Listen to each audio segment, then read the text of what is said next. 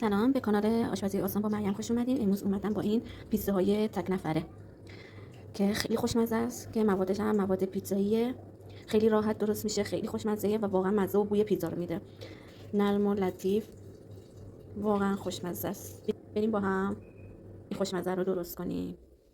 2 تا تخم مرغ رو میشونیم تو ظرف.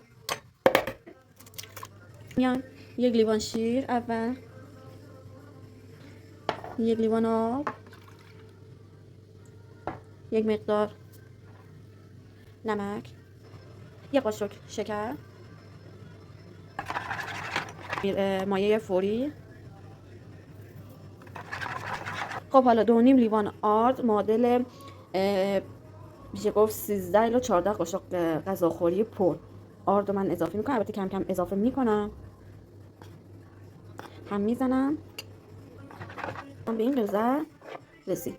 یه نیم ساعتی میذارم که خمیرم عمل بیاد، کل مواد به خورده هم برن، بعد بریم برای مواد اصلیمون. یک پارچه هم بعد روش بذارم قشنگ هوا رد نکنه. خب مایه ما میبینین که عمل اومد، یعنی نگاه کنین حجمش 2 برابر شده. خب حالا میریم سراغ مواد که من اومدم. خب من اینجا اومدم از فلفل دلمه سبز، حالا رنگی هم داشتیم که خوشمزه تر و خوشگل ترش میکنه، و قارچ که خورد کردم اضافه میکنم. خب این از این. اینجا سوسیس خورد کردم، حالا رنده هم کنین خوبه، یا کالباس. حالا مواد اختیاری، هر چی دوست داشتین میتونین اضافه کنین. خب من اینجا میام از آبیشن که اصل کاره خوشمزه‌اش میکنه، نمک و مقداری فلفل. حالا مواد خوب هم میزنم که به خورده مایمون بره.